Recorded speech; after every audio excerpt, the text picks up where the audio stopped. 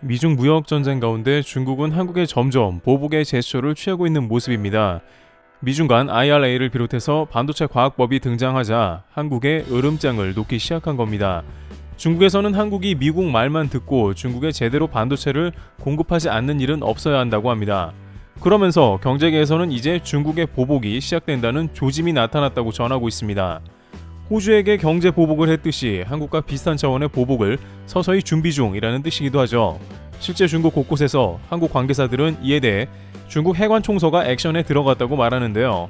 하지만 중국의 보복이 예전과는 다르게 아직 전혀 시작할 낌새가 안 보인다는 겁니다. 호주 같은 경우 중국의 코로나 기원이라는 주장이 나온 직후에 거의 곧바로 시작된 것과는 대조적으로 한국에는 여전히 보복할 낌새가 보이지 않으며 심지어 정반대 상황도 나온다고 하는데요. 중국 일각에서 한국에 수십조에서 수백조 원을 투자할 가능성도 있다는 말이 나오고 있습니다. 현재 이러한 상황이 왜 펼쳐지고 있으며 한국 측의 반응은 어떠한지 살펴보도록 하겠습니다. 우선 중국이 미국의 마이크론 반도체를 제재하며 중국 내 판매를 못하게 하려는 움직임이 일었으며 이것이 한국의 삼성과 SK하이닉스로 불똥이 튈 것이라는 이야기가 지배적이었는데요.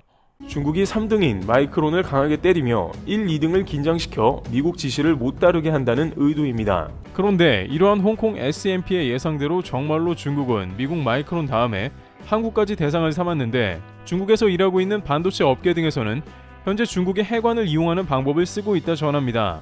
앞서 미국 같은 경우에는 중국의 안보 관련 판공실이 나서서 매우 수위 높은 제재를 가했습니다만 한국은 중국의 세관이라고 불리우는 해관을 통해서 미국보다는 낫지만 역시 강력한 사인이 나온 겁니다. 최근 중국 지방정부는 외국에서 들어오는 반도체를 전체적으로 조사하는 전수조사에 나섰습니다. 이것이 물량 전체를 조사하는 것은 아니고 전체 물량 중에 일부를 골라낼 가능성이 큽니다만 중국은 중앙정부의 의도가 들어가 있는 것에는 반드시 문제 국가들을 걸러내고 있습니다. 실제 이 중국이 해관을 활용한다는 것은 한국에 있어 매우 좋지 않은 분위기임이 틀림없습니다. 지난 사드 사태에 많은 사람들은 중국인 단체 관광객이 오지 않아 업계가 손해봤다는 것을 떠올리기도 하며 정작 한국 경제에서 가장 큰 문제가 된 것이 한국의 중국향 물량 수조 원이 중국 해관에 묶인 것이었습니다. 중국 해관은 한국 물건을 잡아놓고 몇 달간 통관을 거부하면서 이도저도 안 된 상황이 지속되어 버린 겁니다. 당시 규모가 다소 작은 한국의 중소기업은 기업의 상당한 자산이 몇 개월간 중국 창고에 방치되어 있었고 일부 기업은 식품과 같은 물량까지 문제가 되어 전량 폐기 처분에 손실로 기록되는 참사가 있었습니다. 또한 최근 한국의 요소업 통과 문제는 역으로 중국 해관이 한국 수출을 막는 방법으로 활용하기도 했습니다. 사드 때는 한국 물건이 중국에 들어가지 못하게 했고 반대로 요소 사태 때에는 중국 요소가 못 나가게 했습니다. 이러한 해관 활용은 한국뿐이 아닌데 지난 수년간 중국은 호주와의 무역 분쟁을 이어갔는데 바로 이때 중국은 호주의 다양한 수입품들을 통관시키지 않고 심지어 바다에서 내리지도 못하게 했습니다. 호주의 자원, 와인, 양털 등은 물론이고 용류업자들은 고기들을 폐기 처분해야 하는 상황을 겪었습니다. 이러한 무역 보복은 중국의 대표적인 방법 중 하나인데 이것이 한국에 등장한 게 아니냐는 우려가 되는 겁니다. 처음에는 마이크론으로부터 시작한 반도체 관련 국가안보 판공실의 조사가 강력하게 시작되더니 이제 한국에서 넘어오는 반도체까지 문제 삼고 전자제품 회사들의 전수조사를 진행 중입니다. 중국 내 전자제품 회사들이 왜 중국산을 사용하지 않고 외산을 사용하냐는 압박이 들어가는 겁니다. 이 회사들은 각 중국 지방정부에 경유서를 제출해야 하니 점점 한국산을 꺼리게 될 것입니다. 그러나 정말 결정적으로 문제는 반도체만 아닌 한국산 제품 전체로 이것이 확대될 수 있는 겁니다. 중국 해관 총서는 최근 공지를 통해서 한국산 수입품 검사를 강화하도록 지시한 상황입니다. 이는 사드 때와 유사한 조치로 연결되고 있는 분위기로 업계에서는 신경을 곤두세우고 있는 상황입니다. 그 이유라면 한국은 좋든 싫든 중국과의 무역에서 막대한 흑자를 수십 년간 봐온 것은 사실입니다. 국민 정서는 미세먼지를 비롯해 사드 보복 역사 문제 등 중국에 그다지 호의적인 편이 아니긴 합니다만 어쨌든 대중국 무역으로 인해서 한국이 이익을 쌓았고 최근에는 중국 수입이 줄어 큰 타격을 입고 있습니다. 무역협회 등의 자료에 따르면 중국과의 적자가 거의 매 분기 신기록을 갱신해 무역 수지가 곤두박질 치며 지난달에는 한중 수교 이후 최대 적자를 기록하며 중국 수출이 약 28%가 감소했다고 지적합니다. 1분기 대중 무역 수지는 79억 달러 적자인데 이는 수교 후 31년 만에 최대 적자라고 설명됩니다. 또한 문제는 중국행 적자가 앞으로 더욱더 눈덩이처럼 커질 가능성이 여러 가지 면에서 산재하고 있습니다. 그런데 이는 아직 중국이 한국의 무역의 보복을 시작하지도 않는다는 게 더 문제입니다. 업계에 따르면 중국향 적자가 커지는 이유는 중국과 한국의 수출 형태가 점점 유사하기 때문이란 겁니다. 무역 보복 때문이 아니라 자연스럽게 이제 한국이 손해보는 구조로 가고 있다는 건데요. 일각에서는 중국이 한국산 수입을 완전히 줄인 다음 무역 보복 절차에 들어가게 된다면 한국은 카운터 펀치를 맞게 되는 꼴이 될 수 있다며 무역 수지 적자를 비롯해 수출 경제가 휘청인다 지적합니다. 그런데 이러한 예상과는 다르게 오히려 중국에서 한국에 막대한 자금을 투자한다는 의견이 등장하고 있는데, 여기에 한국의 반응은 중국이 수백조 원까지 투자할 가능성도 있지만 또 전혀 다른 반응도 나오는데요. 우선 중국은 한국을 가장 알맞는 중국의 투자 기지로 여긴다는 정황이 포착되고 있는 상황이 나오는데요. 이는 뜻밖의 반도체 분야가 아니라 바로 배터리 분야에 한국에 투자를 한다는 뜻입니다. 실제 중국은 한국의 배터리 3사는 물론이고 다양한 배터리 관계사와 합작을 준비 중인데요. 왜 갑자기 중국에서 이러한 상황이 나왔냐고 하면 이 역시 아이러니하게 IRA 때문인 것입니다. 현재 중국의 CATL 배터리가 포드나 테슬라와 협업해 미국에 공장을 지으려고 하긴 합니다만, 이는 중국이 직접 미국에 들어가는 것이 매우 어렵기 때문에 우회하고 있는 방법입니다. 게다가 여러가지 2차 전지 분야의 세부적인 사업들로 들어가면 더욱 미국 진출이 어려워지죠. 하지만 미국의 전기차 시장은 반드시 중국이 들어가야 이 시장에서 살아남을 수 있습니다. 또한 미국 정부의 강력한 지원이 있기 때문에 중국은 어떻게든 팔아 넘기고 싶습니다. 중국은 배터리 광물이 있으며 재련을 할 수 있고 전구체 분야 등의 기술이 상당히 앞서 있습니다. 또한 배터리 재활용 분야에서도 이미 중국 내부에서 상당히 활용 중이기 때문에 IRA에 막혔습니다. 미국에 막힌다는 것은 전세계 수출 활로가 막힌다는 건데, 이 가운데 한국이 떠오르게 된 셈입니다.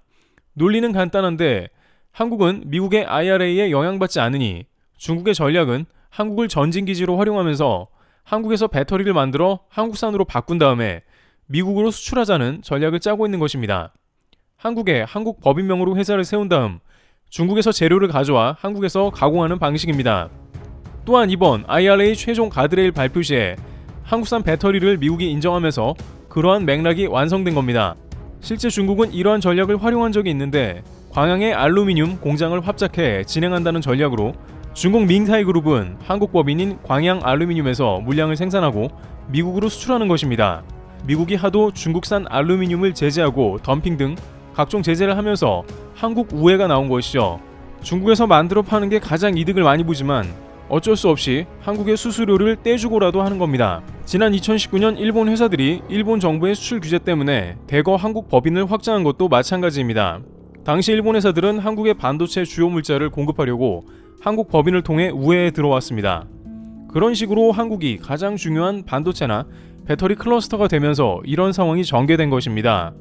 하지만 철강하고 배터리는 이제 비교가 안 될 정도로 미래 시장에서 배터리가 중요하기 때문에 한국은 가장 미국에 들어가기 수월하면서도 인프라가 발달한 한국에 투자 의사를 밝힌 상황입니다. 중국은 현재 그러한 협업들을 한국 배터리 3사는 물론이고 에코프로를 비롯해 각종 배터리 회사들과도 여전히 논의를 진행 중이며 대규모 투자를 조심스럽게 계획하면서 미국 진출을 바라보고 있다는 건데요. 그런데 이에 대해서 결국 중국은 엄청난 투자금을 잃게 될 수도 있다는 의견이 제기됩니다. 일단 중국이 한국에 투자하는 것은 한국 입장에서도 당장은 그다지 나쁘지만은 않다는 말이 나오는데요. 중국 회사든 누구든 한국에서 생산하고 수출하게 되면 이는 모든 한국의 경제활동 수치로 잡히게 됩니다. 돈은 한국에서 돌게 되며 어쩔 수 없이 한국 내에서 인원도 고용하고 지역 경제에도 영향을 끼칩니다. 또한 중국이 배터리 광물이나 재련이 워낙 발달해 있다 보니 한국도 배터리는 완전히 탈중국하기는 어렵다는 얘기입니다. 그러다 보니 서로 도움을 주고받는 가운데 중국 회사도 울며 겨자 먹기로 한국에 들어와서 생산하면서 한국의 대거 수수료를 떼며 미국에 수출하더라도 그게 이익이니 한국에 입점 안 할 수가 없다는 것이죠. 하지만 결국 중국은 한국에 대규모 투자를 했다가 엄청난 돈을 잃게 된다는 의견도 나오는데요. 한국의 각종 시설과 투자를 하더라도 결국 이렇게 우회 수출을 하는 모양새가 미국에 적발될 수 있으며 미국의 제재를 통해서 한국도 자칫 동시에 그 제재에 희생될 수 있다는 의견이 등장하고 있습니다. 실제 앞서 논의된 알루미늄의 경우 미국 알루미늄 협회가 중국 밍타이그룹이 한국을 우회에 수출한다며 이에 대한 조사에 들어갔으며 이것이 미 상무부 내에서 덤핑 판정으로 관세를 맞을 수 있습니다. 그러다 보면 한국도 알루미늄 쿼터가 줄어들고 결국에는 한국도 피해를 보게 되는 셈입니다. 또한 중국이 한국에 공장을 세우다 보면 아무래도 환경오염을 심각하게 일으킬 수 있다는 겁니다. 따라서 중국의 한국 대규모 투자는 무조건 반길사항이 아니라는 의견이 나오며 괜히 합작을 하다가 중간에 기술이라도 유출되면 문제가 될 수 있다는 케이스도 많이 있다는 것이죠. 물론 중국이 그럼에도 불구하고 한국에 투자하려는 것은 아무래도 배터리는 중국의 입지가 견고하기 때문입니다. 막상 미국도 중국 없이는 전기차 인프라 조성이 사실상 불가능한 것을 알고 있기 때문에 한국의 우회에서 들어오는 물량을 알고 있지만 어쩔 수 없이 눈 감을 수밖에 없다는 말이 나옵니다. 중국 재련 등은 향후 10수년간 대체 불가이기 때문이기에 슬쩍 넘어갈 수 있다는 말입니다. 마치 테슬라와 애플이 중국 공장을 세우고 돈 버는 걸 어쩔 수 없이 넘어가듯 경제적 논리가 작용한다는 겁니다. 다만 추후 미국의 한국 공장들이 충분한 물량을 뽑아내면 그때 가서야 중국을 제재할 것이라는 예상도 나옵니다. 다만 현실적으로 중국을 배제하고 배터리 인프라를 완벽히 구상한다는 건 수십 년 지난 얘기일 수 있습니다. 그 가운데 한국은 미중 사이에서 적당하게 이윤을 챙기며 두 국가를 이용해야 한다는 말도 나오며 배터리 분야에서는 결국 한국이 칼자루를 쥐면서 적절하게 대응을 하는 상황이라고 전해집니다. 이와 같이 중국은 막상 한국에 보복한다고 하더니 다른 국가와는 달리 힘을 쓰지 못하고 있습니다. 이는 배터리나 반도체 분야에서 결국 한국 없이는 재미를 볼 수 없는 상황 때문으로 전해집니다. 다만 한국을 베이스로 하려는 중국의 움직임과 그에 대한 미국 반응을 주시해야 할 것으로 판단됩니다. 트리블 튜브였습니다. 감사합니다.